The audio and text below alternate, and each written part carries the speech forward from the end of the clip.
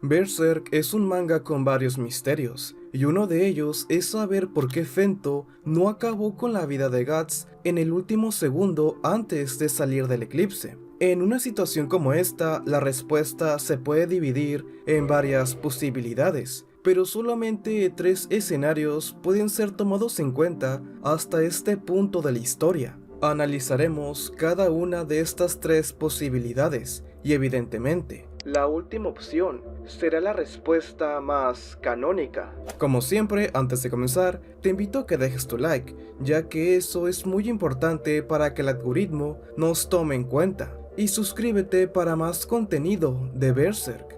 Sin más preámbulos, empecemos.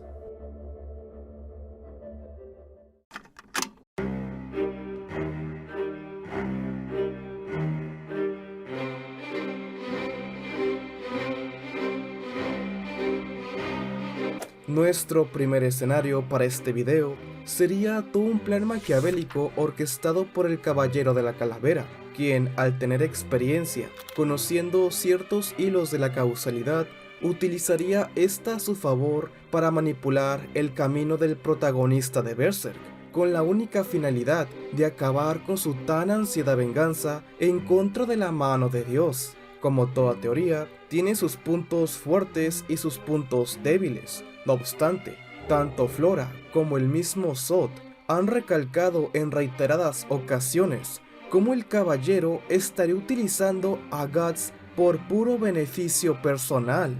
Aunque los objetivos de ambos marcados sea el mismo, una cosa no quita la otra. Un punto que sustenta aún más esta teoría es la idea de cómo Skull Knight percibe la causalidad como algo kármico, en donde los escenarios tienden a repetirse con diferentes actores. Bajo este contexto, el personaje rescataría a Guts del eclipse, no sin antes experimentar todo el sufrimiento posible para generar ese resentimiento y rencor contra la mano de Dios, utilizando la sed de venganza de Guts como una herramienta para su propio beneficio. Igualmente, el rescate de Casca sería crucial para fortalecer aún más ese resentimiento en contra de Fento. El Caballero de la Calavera es una figura enigmática que desborda un sinfín de misterios. Su pasado, pese a conocer ciertos acontecimientos, sigue siendo un misterio, y sus intenciones no son claras del todo. Igualmente, si deseas ver una explicación más detallada sobre esta teoría, te invito a ver este video.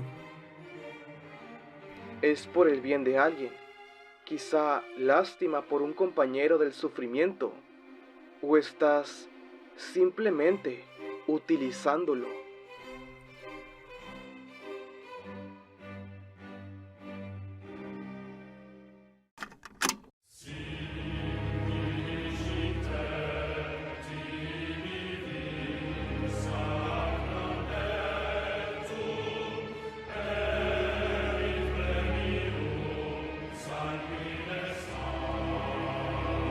La mano de Dios es un grupo todopoderoso encargados de hacer la voluntad del Dios del abismo, mediante las diversas ceremonias del advenimiento demoníaco. Sin embargo, pese a seguir los designios de la idea del mal, parece ser que entre ellos no hay un código de hermandad, o de equipo mejor dicho.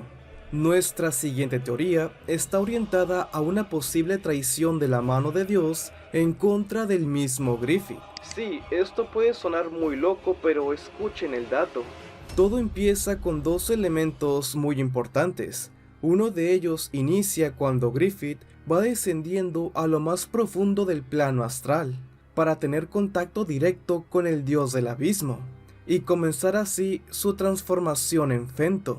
En este capítulo, el cual sería el número 83, titulado como El Dios del Abismo, parte 2, Dios le dice a Griffith cómo su decisión no solo cambiaría su destino, sino también al mundo entero, independientemente si sus intenciones son buenas o malas. En este escenario, Griffith, al momento de reencarnar en Fento, y por consiguiente adoptar el alias del Halcón de la Luz, pondría en peligro a los demás miembros, al salvar indirectamente a Guts del eclipse, para posteriormente derrotar juntos a los demás integrantes de la mano de Dios. Esto es algo muy acorde a la filosofía del personaje, puesto que Griffith desea escalar cada vez más alto, reflejando su gran ambición por controlarlo todo. Obtener su país solo es otro paso en su camino. Él planea llegar a alturas mayores. Ese es el halcón. Ese es Griffith. O también, viéndolo desde un lado más positivo, el halcón desearía liberar al mundo de esas cadenas que los han estado controlando por años, acabando con ese ciclo interminable que ha provocado un sinfín de desgracias. Ambas suposiciones tienen sus puntos válidos, pero eso ya quedaría a interpretación de cada uno. No obstante, esa ventaja de usar a Guts como peón también podría volverse en su contra, por lo que veremos más adelante. Una vez ocurre la interrupción del eclipse, algunos miembros de la mano de Dios se impresionan por tal evento, pero a los segundos dejan de prestarle importancia, puesto que su enfoque era traer al quinto integrante de la mano de Dios. Esto al principio no importaría tanto, si no fuera por la reacción de Void, quien pese a no mostrar una gran impresión debido a su condición, el lenguaje y la composición visual nos hace énfasis en cómo algo parece inquietarlo. La idea del mal y todo en el universo de Berserk se rige mediante los deseos colectivos de la especie. En palabras más simples, si las cosas ocurrieron de esta manera en el eclipse, fue porque cierto personaje así lo deseó, y esto a su vez influenció en la misma causalidad. Esto no tendría tanta relevancia si no fuera porque Void es quien planificó y provocó todos los eventos que hemos visto en la serie, como lo fue la destrucción del imperio del rey Geyserik, la religión cazando a las brujas, rompiendo la unión con los seres de la fantasía, y por último, y no menos importante, ser el creador de la leyenda del halcón de la luz, ocultando así su verdadera cara como el halcón de la oscuridad. Void es uno de los personajes, junto con Skull Knight, con más misticismo dentro de la obra de Miura. No obstante, las pequeñas pinceladas que ofrece la narrativa nos dice cómo él es el actual líder de la mano de Dios, y como lo mencionó su autor Kentaro Miura hace años, Void es la clave para desatar algo demasiado grande, posiblemente el final del manga.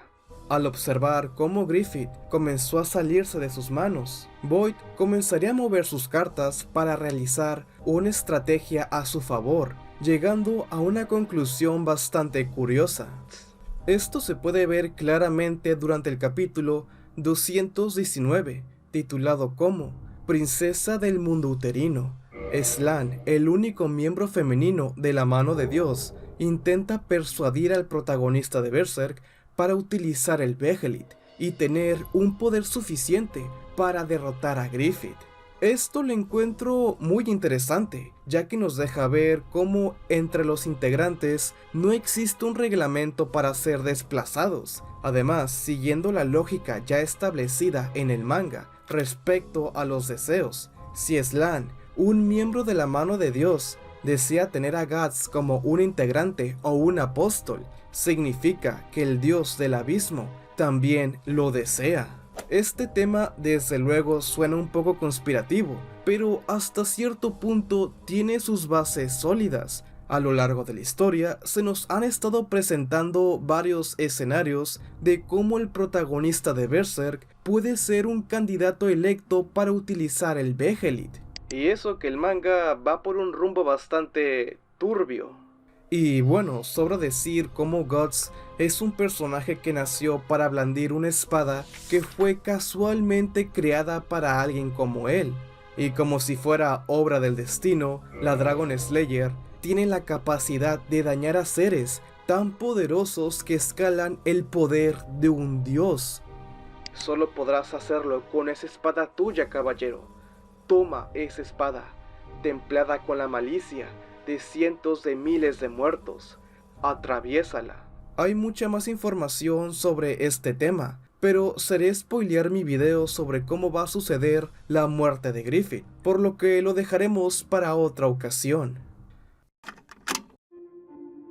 Ahora nos encontramos en la recta final con nuestra última teoría, la cual canónicamente es la respuesta oficial presentada por el mismo Kentaro Miura. La respuesta corta se encuentra en el perfil psicológico de Fento. El autor describe a su personaje como la maldad pura personificada en una persona. Fento es alguien quien disfruta jugar con el sufrimiento de sus víctimas, y en este caso, el peor castigo que podría provocarle a Guts era dejarlo con vida para que jamás olvide la pesadilla que le hizo vivir, lo cual quedaría marcado en su ojo derecho por toda la eternidad.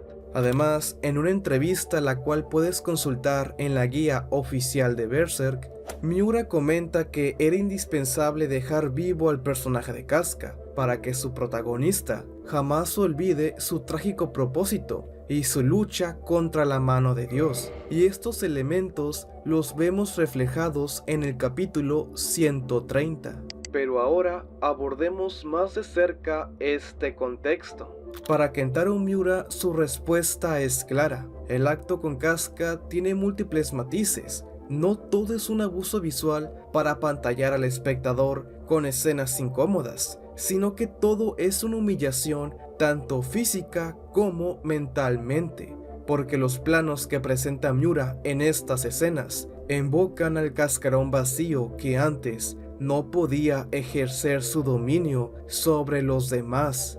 Fento no buscaría placer en este acto, puesto que eso no lo llena, sino que busca imponer su dominio y humillar a aquel humano que significó mucho para su pasado, actuando como un dios malévolo sin sentimientos, reflejando esa delgada línea de la mortalidad y vulnerabilidad humana, con la inmortalidad de un ser eterno, sin ninguna imperfección.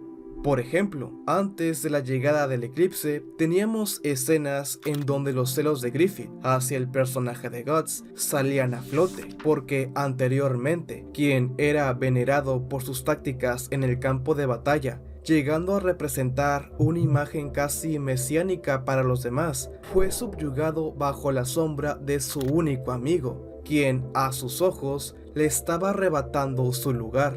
Esto a primera instancia es interesante, puesto que no solo le das mayor profundidad a la construcción de los personajes, sino que también implementan el dilema de querer apoyar a tus amigos para tener un futuro exitoso. Pero cuando el éxito de la otra persona poco a poco opaca el tuyo, ahí es cuando de manera hipócrita deseas verlos siempre debajo tuyo, porque tú te consideras superior. Un pensamiento muy arraigado a Griffith. Cuando a Guts se le ofrece ser el nuevo líder de la banda del halcón, una vez la cuadrilla conoce el estado tan deplorable de su antiguo líder, este último intenta ejercer su dominio sobre Casca como un escape a su realidad, siendo un elemento muy arraigado a su persona, al ser una de las formas en la que puede tener control sobre los demás. Sin embargo, la situación es una realmente incómoda, y Casca solo interpreta la situación como un signo de ayuda, mas no de abuso, y esto es algo patético. Esto sería un prólogo a la antesala de lo que iba a suceder más adelante en el eclipse. A Fento no le importa Casca lo más mínimo, sino lo que ella significa para su víctima. Aquel que yace sometido bajo sus pies es obligado a presenciar un bizarro espectáculo que lo marcará hasta el final de sus días. Entonces, una vez explicado brevemente todos estos elementos, el lenguaje visual tiene la siguiente connotación. Yo tengo el control, yo tengo el poder, yo soy quien manda, yo soy quien ejerce, yo soy quien gobierna, yo elegiré la tumba en la que morirás.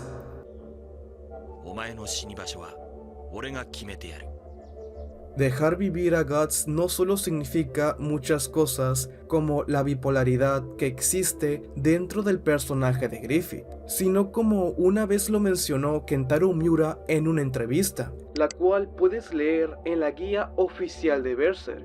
Dejó vivir a Casca para hacerle recordar a su protagonista todo el infierno que vivió dentro del eclipse. Hay una dualidad muy marcada con Griffith y Fento, pero eso lo abordaremos en un futuro video. En resumen, Fento dejó a Guts vivo para hacerle recordar hasta el final de sus días la terrible humillación que vivió dentro del eclipse. Esto es un elemento que en más de una ocasión hemos visto en el arco del espadachín negro. Guts quedó tan traumatizado que en múltiples ocasiones su sed de venganza contra la mano de Dios poco a poco lo está matando, rompiendo su cordura en más de una ocasión y cometiendo actos inhumanos, creando paralelismos bastante marcados con Fento, incluso llegando a tal extremo de ser una amenaza para la persona que juró proteger. Y bueno, amigos del internet y fanáticos de Berserk, como siempre no olvides suscribirte si te gusta el contenido, deja tu like y un comentario, ya que con eso me ayudas bastante para que el algoritmo recomiende el contenido.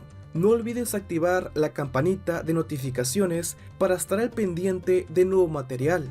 Y sígueme en todas mis redes sociales. Un gran saludo y mil gracias a los miembros del canal por brindarme todo su apoyo en cada video que hago, manteniendo nuestra llama aún encendida. Si deseas formar parte, te invito a darle clic al botón de unirse. Al hacer esto, tendrás contenido exclusivo como anticipado. Nos vemos muy pronto. Lean Berserk y buenas noches. Groovy.